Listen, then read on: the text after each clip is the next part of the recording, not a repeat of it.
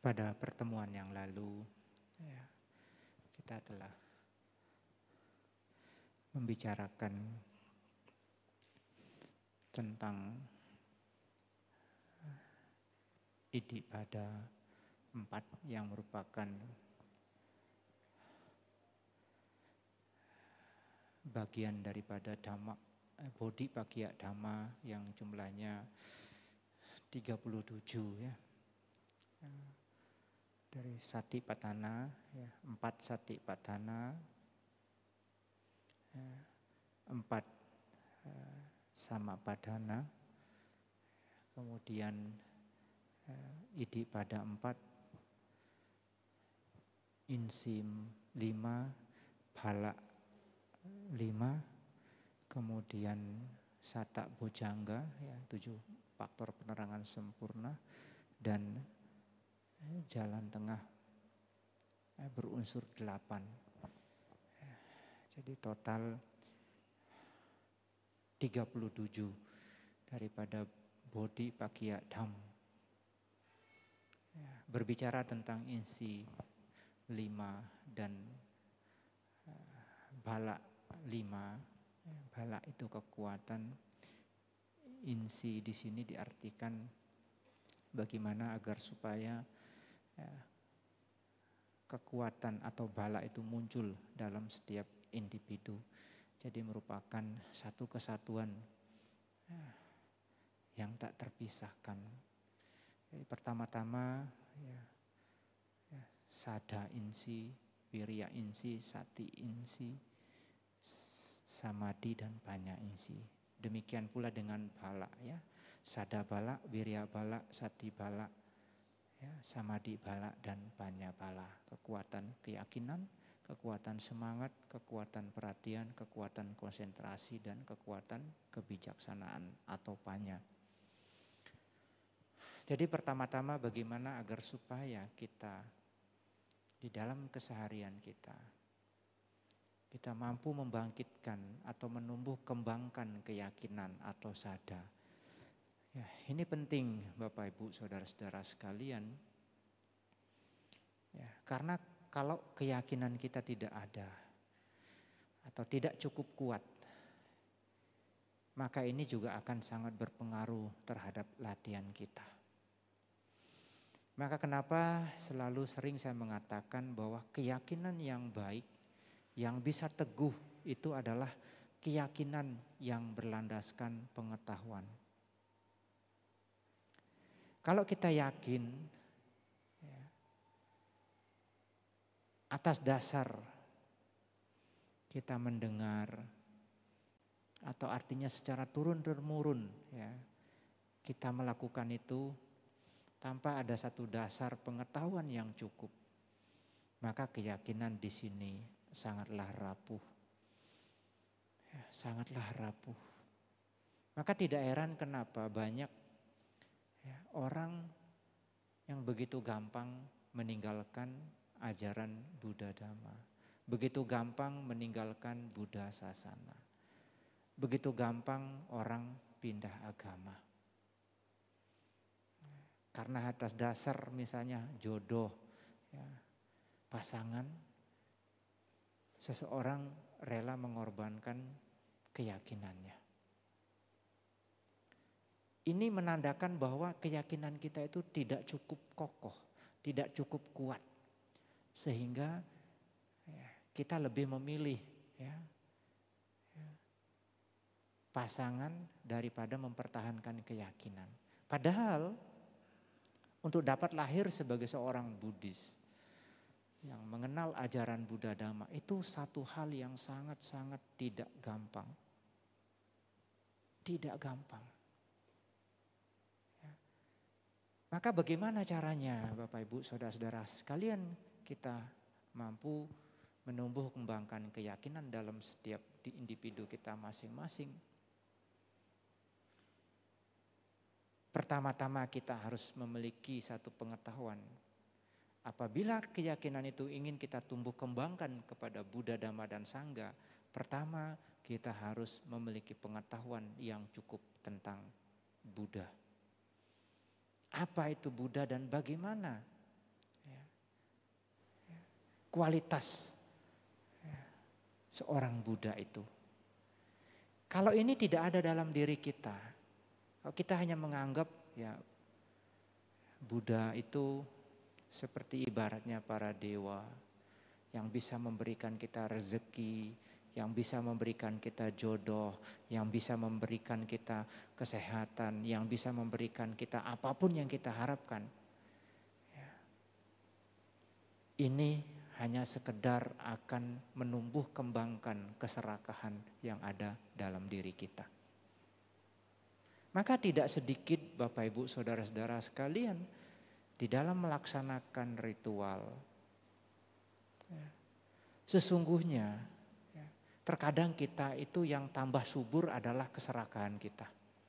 Bukan malah justru mengikis keserakahan. Seperti yang sering saya katakan, kadang kita datang ke wihara, tiam hio 3 batang, 2 lilin. Ya, permintaan kita segudang. Ya, di situ minta jodoh, minta rezeki, minta segalanya. Ya semestinya kita memang mau tidak mau harus introspeksi diri ke dalam. Bahwa hari ini perbuatan apa saja yang saya lakukan. Tekadnya apa. Ya. Tidak ada salahnya kita artinya meminta, memohon. Tetapi kita juga harus mengerti kebajikan yang kita lakukan apa. Ini penting. Jadi pertama-tama pengetahuan tentang Buddha itu harus ada dulu. Bahwa di dalam Buddha Nusati kita rutin setiap saat kita baca. Ya, iti piso bhagawa arahang. Arahang, ya, karakter atau sifat luhur Buddha yang pertama, arahang, bebas dari kilesa. Kilesa artinya kekotoran batin. Apakah itu yang sifatnya kasar, sedang ataupun halus. Jadi beliau sudah terbebas dari segala macam bentuk kilesa. Tidak ada lagi belenggu, loba, dosa, moha. Enggak ada di situ keserakahan, enggak ada di situ kebencian, dan enggak ada di situ kegelapan batin. Sempurna dari segi kesucian. Kemudian sama sambuddho. Ya.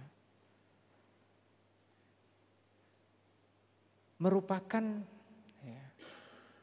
Buddha yang merealisasi kebudaan atas usahanya sendiri. Artinya beliau merealisasi kesucian tingkat arahat itu atas usahanya sendiri. Tanpa dituntun oleh siapapun. Maka beliau disebut sebagai sama sambuddho. Kemudian wijak carana sampano, sempurna pengetahuannya serta tindakan atau tindak tanduknya. Ya di sini artinya termasuk juga yang berhubungan dengan wasana, ya, kebiasaan beliau.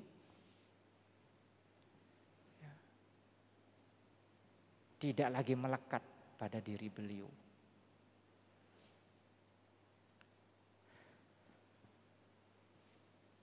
Sugato, ya.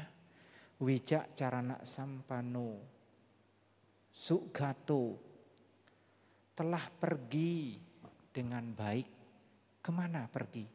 Menuju nibbana. Su itu artinya baik, gato, gata, pergi. Ya, tapi kita banyak juga menerjemahkan sebagai pergi kemana? Pergi ke surga. Sugato, ya, surga juga bisa. Tetapi di sini mengacu kepada pencapaian nibbana dari beliau.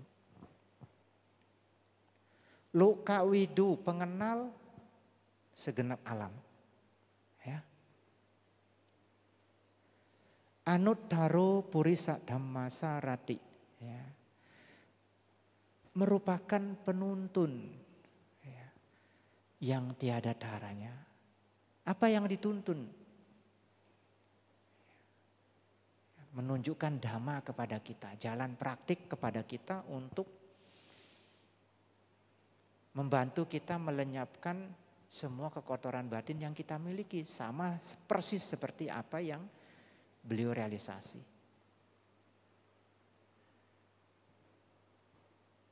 Sattha dewa manuksanang ya, merupakan guru para dewa dan manusia. Yang artinya bukan hanya manusia, tetapi juga para dewa ya,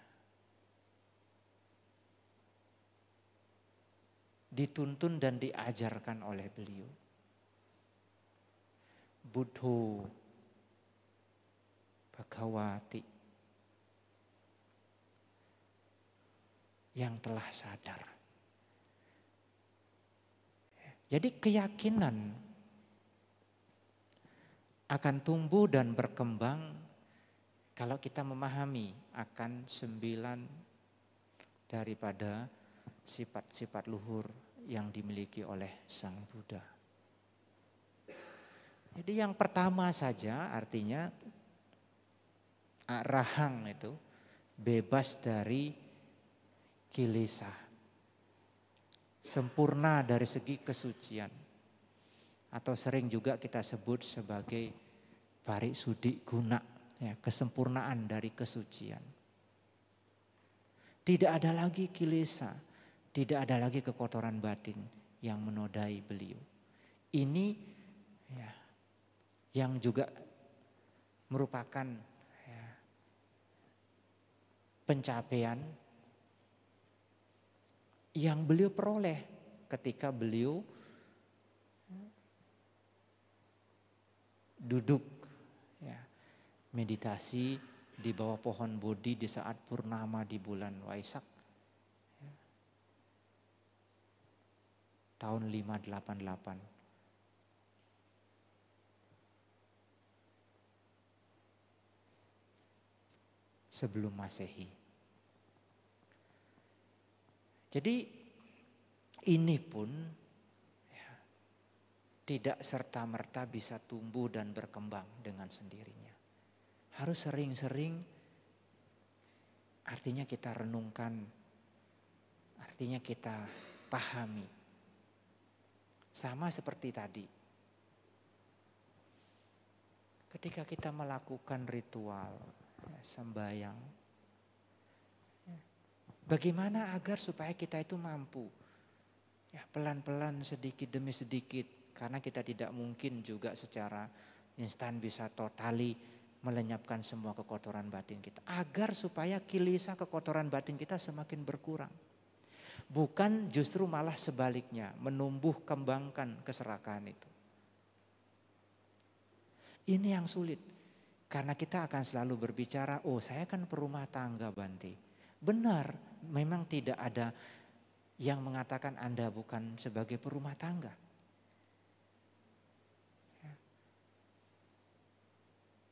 Tetapi dengan semakin keserakahan tadi bertumbuh, berkembang, bahkan terkadang tanpa kita sadari dan pahami, maka secara otomatis ini juga yang akan menyebabkan kita tidak bisa cepat dan maju ya, di dalam memperoleh kemajuan di dalam spiritual itu sendiri. Artinya kita akan secara terus-menerus berada dalam watak samsara ini, watak samsara, lingkaran kehidupan, berputar terus, lahir, ya, tumbuh, tua, sakit, mati, lahir, tua, tumbuh, sakit, mati, terus seperti itu. Kalau kita lahirnya di alam manusia atau alam-alam bahagia, kalau terjatuh ke alam-alam yang lebih rendah, alam asura, ya, alam peta, alam binatang ataupun neraka, nggak tahu kapan lagi kita bisa kembali jadi manusia. Maka kenapa di dalam Ratana Sutta ya,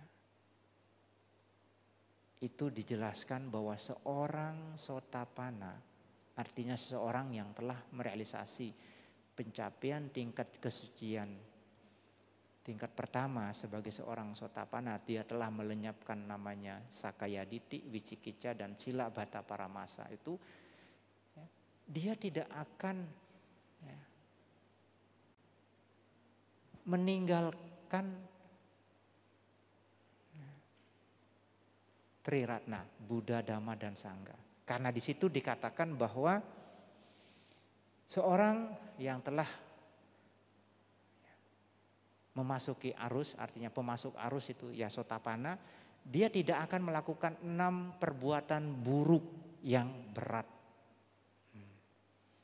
6 perbuatan buruk yang berat. Yang pertama apa? Membunuh ibu. Yang kedua membunuh ayah. Ketiga membunuh seorang arahat. Keempat ya, melukai sang Buddha. Kelima memecah belah sangga. Yang keenam adalah meninggalkan Triratna, Buddha, Dhamma, dan Sangha. Nah, nanti dibaca itu Triratna Sutta itu artinya. Tapi tidak semua parita ada penjelasan. Ya, hanya dikatakan tidak melakukan 6 perbuatan buruk yang berat. Kenapa meninggalkan Triratna disebut melakukan perbuatan buruk yang berat? Karena dengan tidak memahami dan mengerti, tidak meyakini ya, ajaran Buddha Dhamma termasuk tentang hukum karma dan yang lain-lainnya, inilah yang menyebabkan kita melakukan perbuatan buruk itu sebagai anggapan bahwa itu bukan buruk. Ketika kita sudah seperti itu melakukan perbuatan yang artinya tidak selaras dengan nilai-nilai Dhamma, ya, kebenaran daripada Buddha Dhamma, artinya kita tidak lagi berpegang teguh kepada kebenaran sebagai kebenaran, ketidakbenaran sebagai ketidakbenaran. Ya. Wong percaya hukum karma saja tidak, bagaimana? Dan ini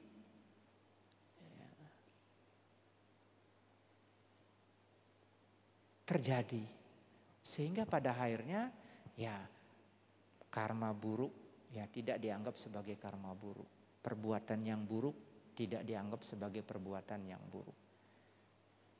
Ya. Permasalahannya di situ dan pada akhirnya inilah yang menjerumuskan kita pada kelahiran-kelahiran di alam penderitaan.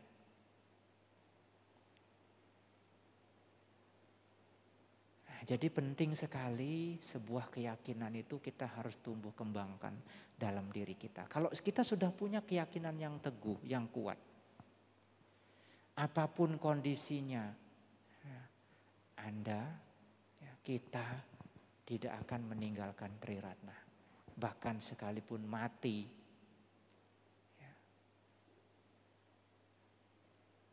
tidak akan meninggalkan Triratna. Karena prinsipnya itu tadi.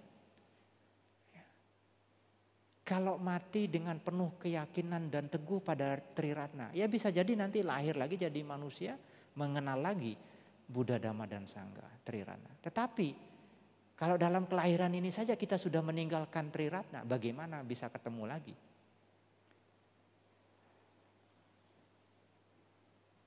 Ini loh yang terkadang kita tidak pahami sehingga enggak apa-apa, semua juga mengajarkan kebaikan. Itu hanya satu kata atau kalimat yang sering terlontarkan karena kurangnya pemahaman terhadap Buddha Dhamma. Menganggap ajaran Buddha Dhamma sama dengan ajaran-ajaran yang lain. Itu tadi, karena kita tidak cukup paham, tidak cukup mengerti. Maka idealisme terhadap keyakinan itu perlu kita miliki. Sehingga kita kuat, sehingga kita punya satu rasa yang benar-benar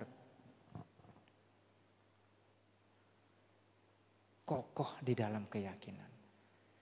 Kalau dari sisi ini saja kita tidak miliki, maka praktik-praktik yang lain sulit untuk kita bisa maju. Maka kalau kita lihat dari kata, ucapan Budang Saranang Gacchami. Nampaknya sangat simpel, pendek, simpel. Tetapi ingat bahwa semua praktik, semua ajaran di dalam Buddha Dhamma masuk dari pintu ini.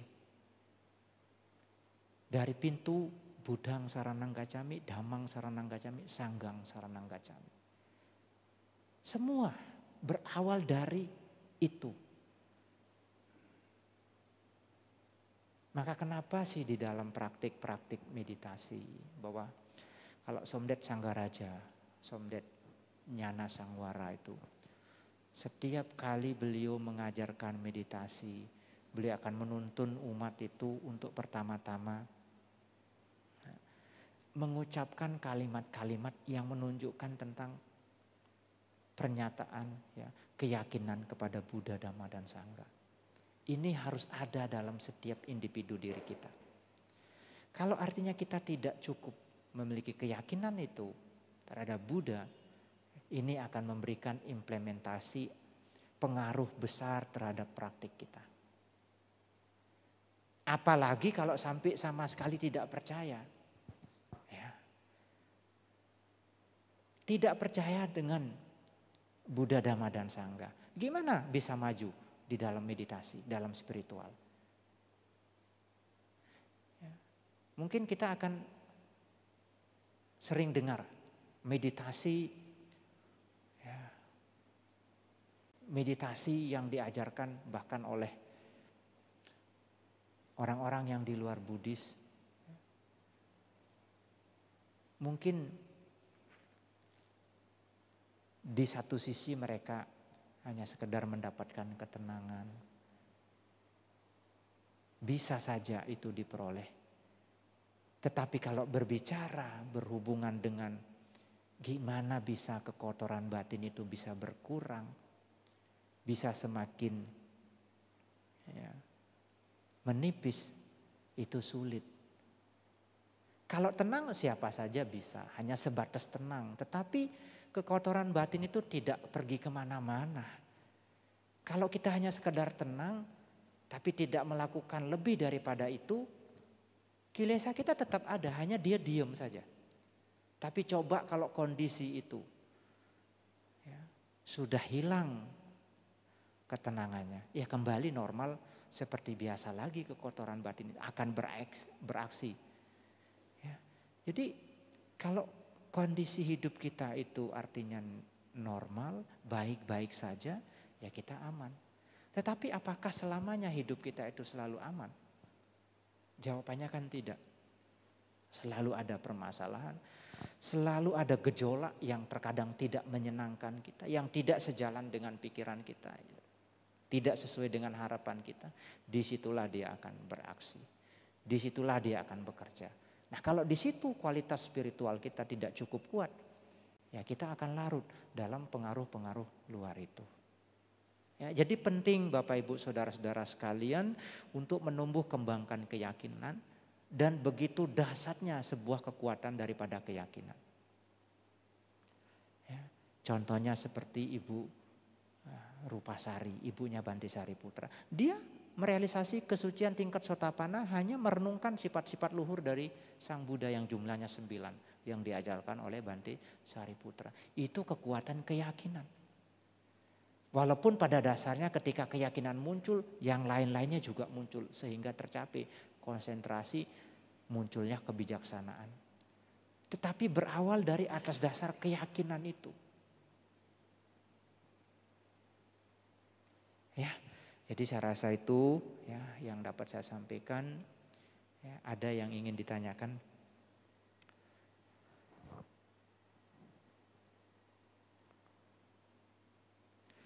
Ya, Bodhi Pakya Dhamma yang 37 itu banyak ya poinnya ya, banyak. Ya. Ya. Ini kita berbicara tentang keyakinan yang merupakan satu faktor yang tidak kalah penting daripada poin-poin yang lainnya. Ya, ya silakan.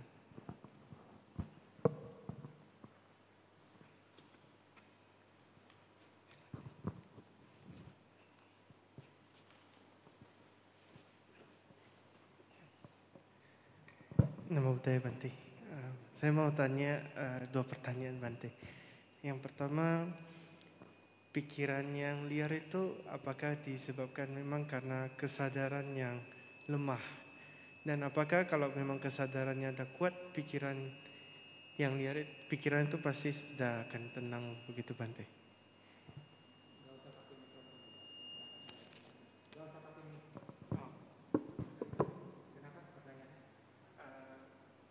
Pikiran yang liar itu apakah memang disebabkan karena kesadaran yang lemah? Dan bila kesadarannya sudah kuat, maka pikiran itu tidak akan liar lagi. Pikiran yang liar apakah disebabkan oleh kesadaran yang lemah? Nah, dan apakah kalau kesadarannya kuat, pikiran itu tidak liar? Begitu pertanyaannya. Ada faktornya dipengaruhi oleh karena kesadaran kita lemah, sehingga kita tidak mampu mengendalikan pikiran. Tetapi dia tidak berdiri sendiri tentu kesadaran itu. Nah, jadi ketika kita tidak berusaha untuk melatih pikiran itu, kesadaran hanya sekedar membantu kita untuk mengetahui bahwa pikiran kita sedang ngapain. Artinya apa yang kita pikirkan, kita sadar. Dan ini sering terjadi. Kita sadar bahwa apa yang kita lakukan itu tidak baik. Tapi kalau sekedar sadar saja, tidak ditindaklanjuti untuk berusaha mengendalikan agar supaya tidak mengerjakan sesuatu yang tidak baik tadi, maka itu tentunya tidak cukup. Maka kenapa di sini ada yang namanya Samapadana 4 itu yang sudah saya jelaskan pada pertemuan yang lalu. Yaitu berusaha sebisa mungkin agar supaya hal-hal yang tidak baik yang sudah kita lakukan itu kita tidak lakukan lagi. Kemudian berusaha sebisa mungkin hal-hal yang tidak baik yang belum pernah kita lakukan jangan dilakukan. Ini 2 poin pertama. Kemudian 2 poin berikutnya adalah berusaha untuk selalu mengembangkan hal-hal yang baik yang belum pernah kita lakukan. Kemudian selalu berusaha untuk mengembangkan hal-hal yang baik yang sudah pernah kita lakukan. Jadi artinya meninggalkan hal-hal yang tidak baik, kemudian mengembangkan hal-hal yang baik. Jadi kesadaran tadi, kalau dia lemah, tentu ini akan sangat berpengaruh juga terhadap pikiran-pikiran kita yang liar. Terkadang dia sudah begitu jauh baru kita sadar. Nah, artinya kita tidak cukup untuk bisa mampu menghentikan dia agar tidak melakukan perbuatan itu. Kalau kesadaran kita kuat, ya kita bisa langsung cepat tahu dan langsung bisa menghentikan tindakan itu, ya tentu akan sangat baik. Nah, jadi harus ada juga pemahaman-pemahaman yang sifatnya benar di sini, atau yang disebut sampajanya itu, pengertian jelas di sini. Oh, ini tidak baik, ini baik. Jadi dia mesti berkolaborasi dengan poin-poin praktik-praktik dhamma yang lainnya, sehingga dia bisa bekerja maksimal dan memberikan manfaat. Tetapi bagaimanapun, kesadaran ini sangat penting untuk kita miliki. Sangat penting untuk kita miliki karena inilah menjadi titik awal kita berubah. Artinya dari yang tidak baik menjadi baik. Jadi kalau di dalam praktik meditasi kita, pada saat kita duduk meditasi, kita berusaha mengamati proses napas masuk dan napas keluar. Tiba-tiba pikiran kita liar ke sana kemari. Artinya kita kan sadar itu, tahu bahwa pikiran kita sudah liar ke sana kemari. Tapi kalau di situ tidak ada namanya usaha witaka wicara untuk menarik kembali pikiran itu kembali kepada objek, maka sadar di sini tidak cukup memberikan manfaat. Artinya kita tahu memang pikiran itu sudah pergi liar ke sana kemari. Setelah kita sadar tahu bahwa pikiran kita keluar dari objek, lepas dari objek, kita tarik dia kembali. Kembalikan dia pada objeknya. Dan di sini kita butuh yang namanya wirya, semangat untuk menarik dia kembali. Kalau kesadarannya lemah, semangatnya lemah, ya tidurlah nanti kita pasti. Ya. Kalau enggak ya melamun pikirannya. Karena apa?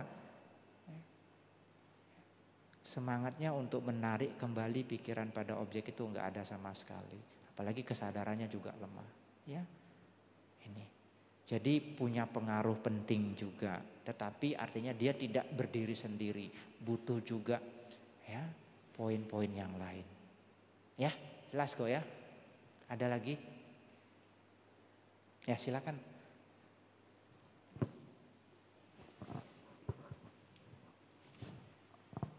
Selamat malam Bante, Namo Buddhaya. Saya ingin bertanya mengenai keyakinan ya Bante. Ketika kita sudah yakin menjalankan dharma, bermeditasi, namun seperti yang Bante bilang hidup ini tidak selalu baik-baik saja, mulus saja ya. Kadang bahkan dalam keluarga sendiri ada yang menghalang-halangi. Yang ingin saya tanya, bagaimana atau sebab apa yang menyebabkan seseorang tidak bisa mulus menjalankan dharma yang indah ini, Bante? Penghalang-penghalangnya bisa muncul dalam hidup kita gitu. Apakah ada sebab karma lampaunya? Kira-kira Sang Buddha pernah bersabda enggak mengenai hal ini, Bante? Terima kasih.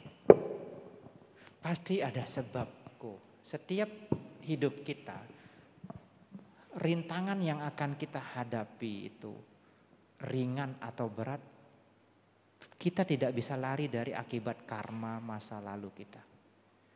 Masa lalu di sini bukan berarti kelahiran-kelahiran yang masa lampau saja, tetapi bisa saja karma-karma kita sejak kita lahir sampai kita besar seperti ini.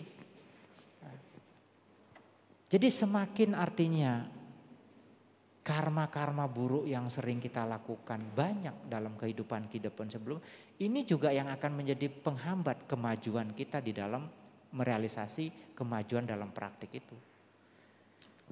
Maka kenapa sih di dalam setiap latihan seperti misalnya retreat dan kita pertama-tama dituntun dulu untuk mengambil sila.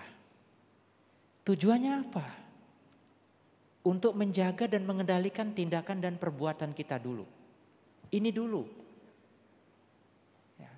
Jadi dengan adanya nilai-nilai moralitas yang baik, tingkah laku yang baik, ini akan menopang latihan kita menjadi punya satu landasan yang kuat, pondasi yang kuat.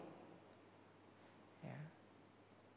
Memang tidak bisa dipungkiri di dalam kehidupan kita sehari-hari, masing-masing orang itu mendapatkan atau memperoleh kendala yang berbeda-beda di dalam praktik. Ya. Termasuk juga dari sanak keluarga, famili. Ada orang yang ingin sekali ya, rutin praktik datang meditasi ke wihara. Tapi dari suaminya tidak kasih pergi ke wihara. Atau istrinya kadang tidak kasih ke wihara. Bahkan ada orang yang sama sekali nggak boleh datang ke wihara.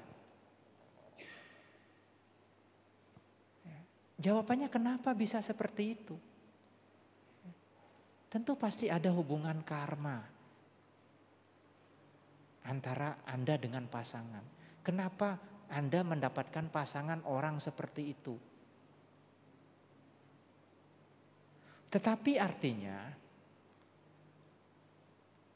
nah, kesadaran lagi. Kalau Anda memiliki satu kesadaran yang cukup, Anda tidak akan menyerah pada larangan-larangan itu. Anda akan berusaha gimana caranya supaya bisa praktik. Karena kalau menyerah pada tantangan dan rintangan itu, maka kita tidak akan pernah bisa berkembang dan maju. Dibutuhkan sebuah keyakinan yang kokoh, yang kuat. Jangankan orang yang tidak cukup rajin ke wihara, bahkan terkadang orang-orang yang sebagai aktivis wihara sekalipun, ketika mendapatkan satu permasalahan dalam hidup dia bahkan terkadang meninggalkan wihara atau bahkan malah pindah agama. Ada orang seperti itu. Kenapa? Karena ketika dia menjadi aktivis wihara, ya dia tidak benar-benar belajar. Dia hanya sekedar ya menjadi aktivis. Terakhir ya tidak mendapatkan manfaat yang semestinya dia bisa peroleh. Ini ada terjadi. Jadi satu-satunya hal yang bisa kita lakukan adalah pertama-tama tentu bersabar dengan kondisi itu. Menerima itu sebagai rintangan yang harus kita hadapi. Jangan ditolak. Artinya rintangan itu ada ya dihadapi. Dihadapi dengan penuh keyakinan bahwa ya kita harus maju, kita harus terus ke depan. Tidak boleh goyah. Ya. Ada orang-orang yang gimana pun dia dilarang, mau ke wihara dilarang. Tapi dia selalu berusaha dan pada akhirnya dia sukses untuk itu. Akan ada satu momen dalam hidup seseorang, walaupun terkadang momen itu tidak datang sering-sering. Terkadang orang yang bahkan tidak percaya sama apa itu karma, tidak percaya tentang perbuatan baik, akan memberikan manfaat yang baik, akan memberikan pahala yang baik. Tapi ketika artinya momen-momen tertentu misalnya dia mengalami sakit dan sebagainya. Kadang-kadang banyak seperti itu. Ketika penderitaan menerpa, ketika penderitaan datang, terkadang-kadang kondisi-kondisi ini yang mampu membangkitkan satu inspirasi positif kita untuk melaksanakan, mempraktikkan Dhamma. Nah, kalau Bapak, Ibu, saudara-saudara sekalian ini kan termasuk orang-orang yang beruntung. Ya, artinya tidak perlu menderita dulu, tidak perlu artinya putus cinta dulu, ditinggal sama pasangan dulu baru mengenal artinya agama Buddha. Enggak perlu. Sudah memang ada satu kesadaran. Karena memang banyak juga orang terkadang ada satu kisah di Medan ini. Ya. Dia ceritanya punya pacar, ya, seorang dokter gigi. Dan mereka itu sudah mau menikah. Nah, sebelum artinya upacara pernikahan akan dilakukan, ya, beberapa bulan kemudian ternyata si dokter gigi ini sudah tertarik kepada laki-laki lain yang merupakan pasiennya sendiri. Pada akhirnya ya, dia memutus pacarnya yang sudah dia janjikan mau dia nikahi. Terakhir si cowok ini stres banget sampai mau bunuh diri. Terakhir dia naiklah, ya, datanglah ke Wihara Borobudur. Di sana dia ketemu Eyang. Dan Eyang itu setiap pagi, setiap sore beliau pasti akan pergi ke pagoda itu untuk Tiam Hio. Ya, bangun pagi setelah dari Bhaktisala naik ke pagoda Tiam Hio. Dan umat ini mengikuti beliau terus dari belakang. Tapi bertanya tidak, ya, Eyang juga tidak ngomong apa-apa, hanya melakukan itu. berkali-kali, ya, hampir setiap hari, ya, selama kurang lebih ya, seminggu. Begitu, ya, dia heran, orang ini heran. Ya, kenapa dia tidak tahu, ya, tidak tahu siapa itu Bante, ya, dia taunya suhu, ya. Kenapa suhu ini melakukan ini setiap hari? Ya. Dan yang membuat dia tersadarkan, yang itu mengatakan,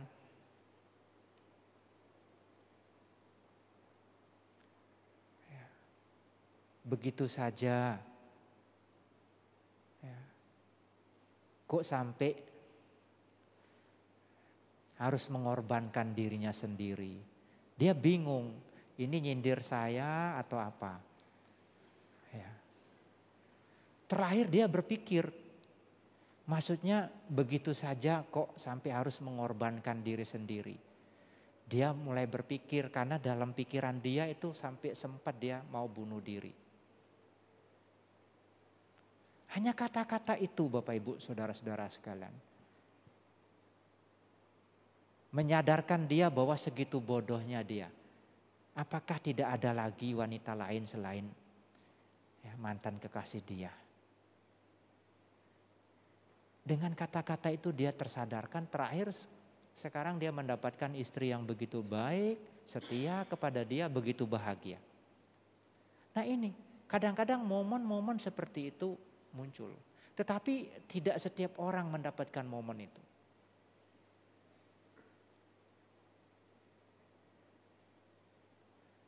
Dan dia pun datang ke wihara ketika dia memang digeluti oleh penderitaan, rasa putus asa yang begitu mendalam.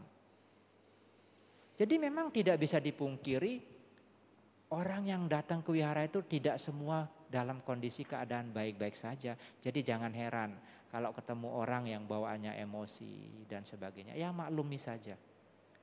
Ya mungkin saja batin dia sedang rapuh. Ya, artinya dia sedang mencari sebuah kedamaian. Ya, orang itu akan datang kalau batinnya sedang rapuh, ya, karena sudah umum Bapak Ibu saudara-saudara sekalian dimanapun, bukan hanya di Indonesia, di negara-negara Buddhis seperti Thailand juga seperti itu. Ya, nanti ya ke wihara itu ketika dia sedang sedih. Maka saya suka sebuah kalimat. Jangan sedih ketika Anda itu diingat ketika dia membutuhkan. Tetapi ketika dia tidak membutuhkan, ketika dia sedang bahagia, Anda dilupakan. Jangan sedih. Artinya Anda mampu menjadi ibarat seperti lilin, penerang mereka yang dalam kegelapan. Ya, kalau dia sudah terang, benderang, bahagia ya dia lupa aja biasa.